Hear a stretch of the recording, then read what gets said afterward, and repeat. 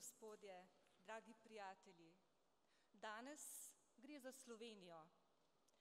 Preroške besede našega velikega demokrata, dr. Jožeta Pučnika, ob zgodovinski zmagi na plebiscitu za samostojno, suvereno slovensko državo decembra 1990 nas še danes razsvetljujejo.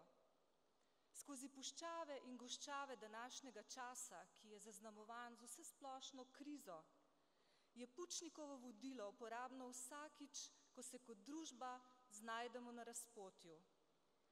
Gre torej za Slovenijo, za Slovence, Slovenke. Gre za nas, gre za naše življenje, ki ga želimo živeti.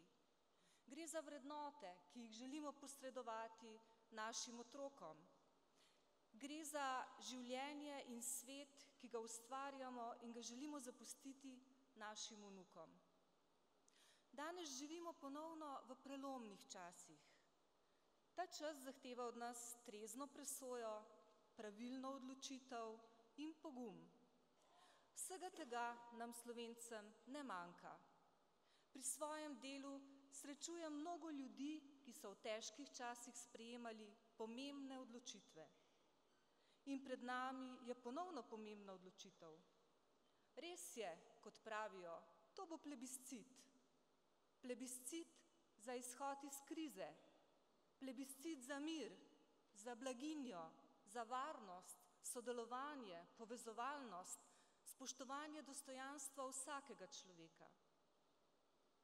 Verjamem v politiko, ki dela dobro za vse državljanke in državljane.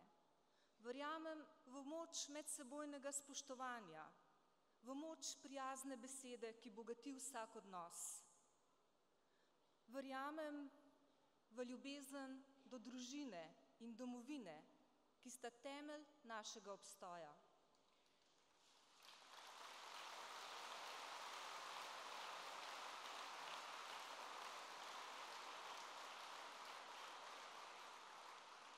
In nenazadnje verjamem v ljudi.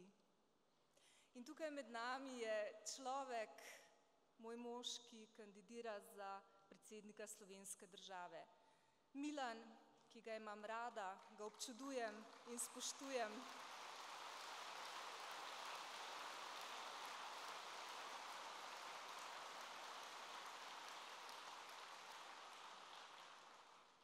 Človek visokih moralnih načel, dostojanstven, umirjen, pa vendar pogumen in ustvarjalen.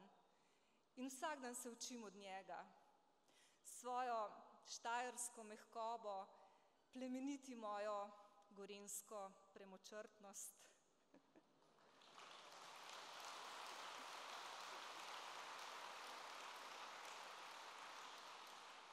Midva se veliko pogovarjava, Milan mi pripoveduje o svoji mladosti, ki jo je preživel pri svetem Urbanu, Destrniku, o tem, kaj je počel, kako je bilo v družini, kaj se je dogajalo pri babici in dedku, različne vragolije, ki jih je počel, paša kravic, pa hoja po pitno vodo, pa fuzbal s prijatelji in kako so med prvimi v vasi imeli televizor in je potem skoraj vsa vas hodila k njim gledati poročila, pa prenose športnih tekem, pa nadaljevanke.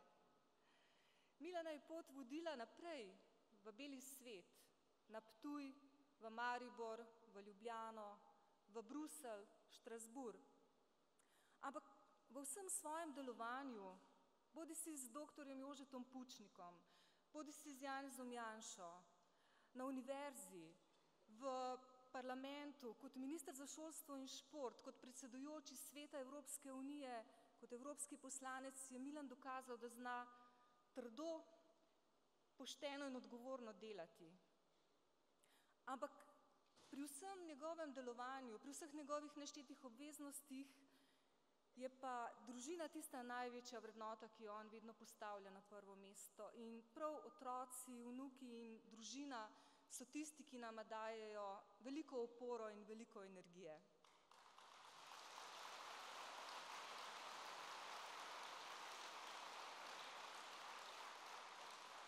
In Ko se je Milan odločal za kandidaturo za predsednika države, sva veliko premišljevala in se zavedala vseh obveznosti, ki jih prinese takšna zgodba. Ampak midva sva od vsega začetka verjela v to zgodbo in si dajala medsebojno oporo. In danes sem prepričana v pravilnost te odločitve, ko je Milan v preteklih mesecih obiskal nešteto slovenskih krajev in se srečal z mnogimi ljudmi, in ko sem videla to podporo, to ljubezen, to spoštovanje, ki so jo ljudje izkazovali Milanu, sem rekla, to je to, gremo naprej, gremo v veliki finiš, gremo skupaj.